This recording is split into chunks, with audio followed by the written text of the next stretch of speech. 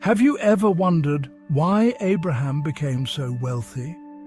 You can't uncover the hidden biblical prosperity principle behind Abraham's wealth without understanding tithing. Many believers read Abraham's story, but miss the powerful biblical wealth principles that brought him God's blessing. In this teaching, you'll learn the truth about the Abraham blessing, discover how faith and prosperity are connected, and see the covenant principle that still applies today. But here's the problem. Many Christians are confused about tithing. As a believer, you cannot truly understand Christian prosperity without it. Prosperity in the Bible has its foundation in tithing. Some say it's just Old Testament law. Others ask, should Christians tithe? Some insist grace has replaced it. Many are still asking, is tithing required in the New Testament? Did Jesus teach tithing? Is tithing still relevant today? The answers may surprise you and could change the way you see faith, giving, and prosperity forever. These questions are everywhere, and maybe you have asked them too. You may even be wondering right now, what does the Bible say about tithing? Or perhaps this one, how much should Christians tithe? Stay with me, because before this message ends, you may begin to see tithing very differently. I want to show you 5 reasons why I personally tithe. And if you listen carefully, you might begin to understand, why do Christians tithe in the first place? Reason number 1. It is a command. When we study Scripture carefully, we see that tithing is not introduced as a casual idea. It appears as a command. In the Bible, God's commands are never empty instructions. They are covenant principles. Every command in Scripture carries 2 possibilities: blessings when it is honored, consequences when it is ignored. This pattern appears throughout the Bible. When people ask, where is tithing in the Bible, they discover that God connected it with covenant obedience and spiritual alignment with Him. Tithing, therefore, becomes more than a financial action. It becomes a declaration, a statement that God is the source of our provision. This is one reason why Christians tithe, not simply out of obligation, but as an act of trust, honor, and covenant faithfulness.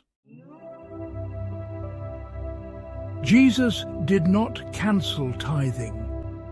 Another common question believers ask is tithing required in the New Testament?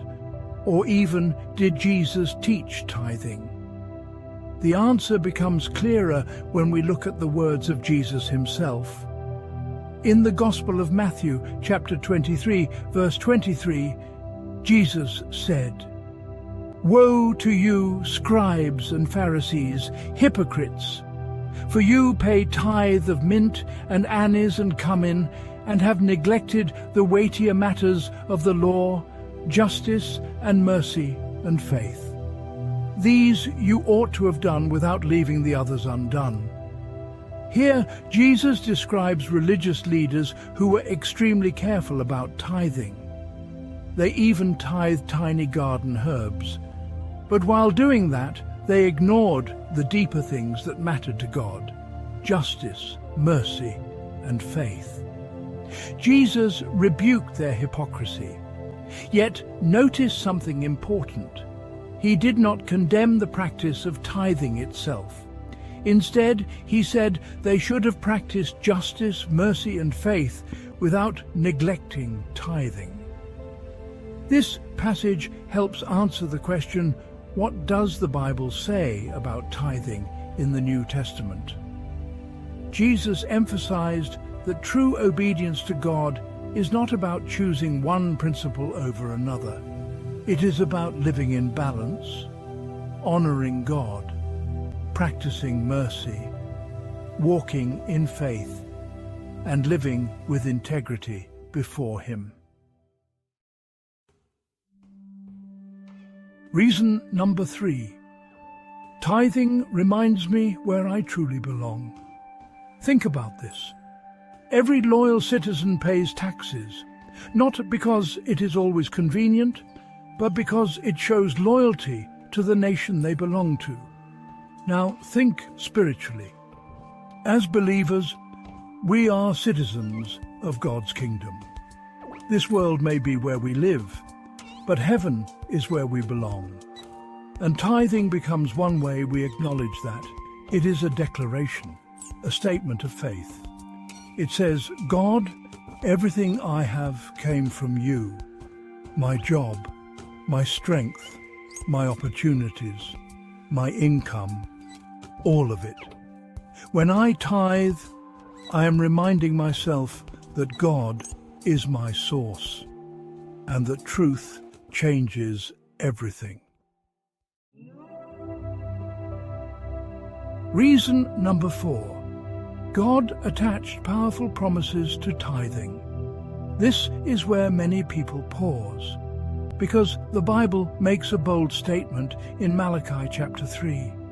God says, "Bring all the tithes into the storehouse." Then He says something remarkable. Test me in this. Think about that. In many areas of life, God calls us to trust Him. But here, He actually invites us to test Him. Then comes the promise. I will open the windows of heaven. Not a small blessing, not a limited supply, but a blessing so great there will not be enough room to receive it. And that is not all. God also promises something else. I will rebuke the devourer for your sake. In simple terms, God steps in to protect what belongs to you, your work, your harvest, your increase, and then the final promise.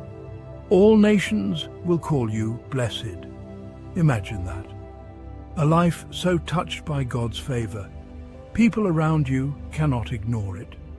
These are the promises connected to tithing. And when people ask, what does the Bible say about tithing? This passage speaks loudly. Reason number 5.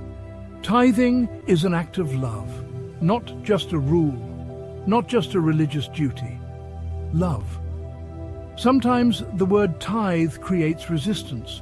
People argue about it, debate it, fight over it.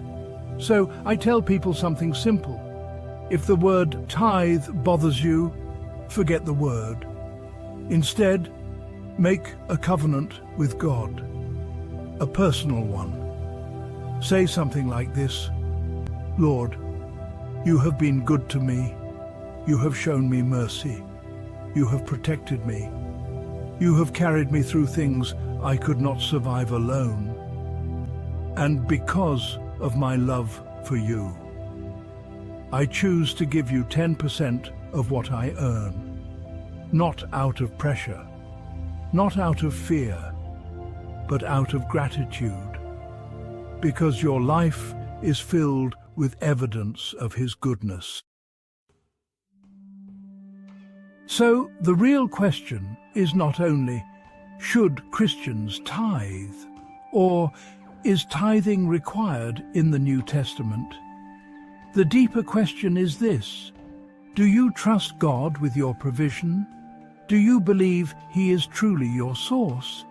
Because when that truth settles in your heart, giving no longer feels like losing something. It becomes worship. It becomes trust. It becomes a declaration that God comes first in your life. And when that happens, tithing stops feeling like an obligation. It becomes an act of faith. So, when believers ask how much should Christians tithe, or whether tithing is still relevant today, the conversation should begin with Scripture itself, understanding both the principle and the heart behind it. Before you leave, I want to ask you something. Do you believe Christians should still tithe today? Type yes or no in the comments. I want to hear your honest opinion. Like and share this eye-opening video. Subscribe to this channel and hit that notification button to get more secrets of biblical wealth, the biblical prosperity secrets.